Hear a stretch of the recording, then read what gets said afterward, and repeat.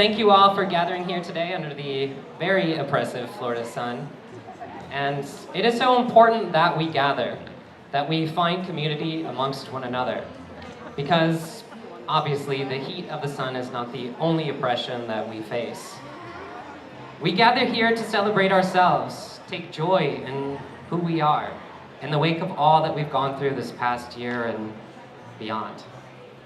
Considering the multitude of oppression that plagues this country, I want to recognize the importance of plurality and intersectionality amongst our community. It is so important that we stand together. People of color, the queer community, those with uteruses. People of color continue to die at the hands of white supremacists radicalized by the internet. The rights of those with uteruses are at risk with the latest decision to overturn Roe v. Wade. And as a result, even the notion of the legality and constitutionality of gay marriage might be threatened. We are hitting an absolute low point for bodily autonomy in this country. Our bodies are besieged by this government, here in Florida and in the US at large.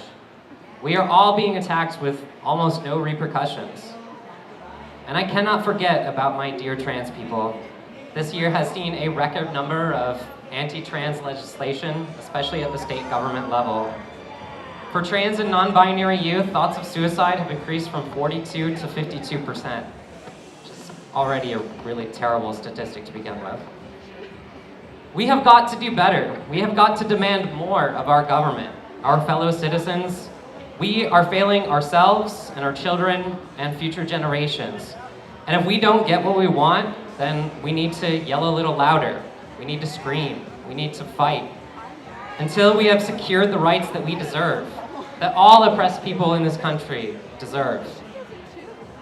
Now, originally my speech ended here, and I was told that that is too depressing of a speech to give. I've been told to look for hope, and despite my proclivity for cynicism, I can't help but think how important this is. Do not let these political decisions lead you to despair. Let them radicalize you. Let them drive you to find community. I want you all to look around for just a moment. Go ahead, do a little 360. Look around at everyone that's here. I want you to look at how many people decided to come out today. Fellow queers and our allies, I want you to have fun today. I want you to bask in this community. But tomorrow, I want you to remember when you're alone, shopping at the grocery store, going to work, out at the bar, I need you to remember that you are not alone. People out there love you. People out there support you. Your community exists all around you. We must continue to find each other, to gather, to mobilize, to resist together. Do not let the vocal minority of bigotry and hatred get you down. Remember that everyone around you now is out there, somewhere, loving you.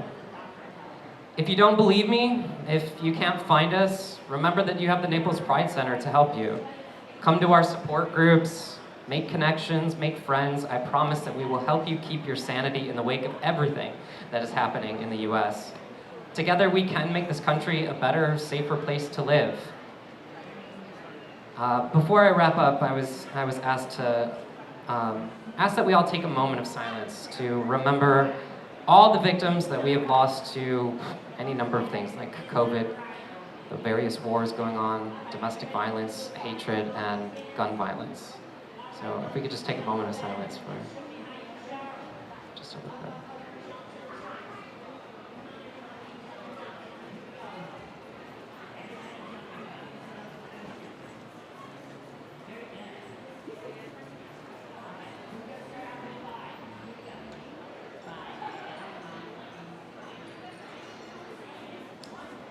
I want you all to have a great time today. You deserve it. Celebrate today, and tomorrow we can continue the fight. And do not forget that the first Pride was a riot. Thank you, everybody.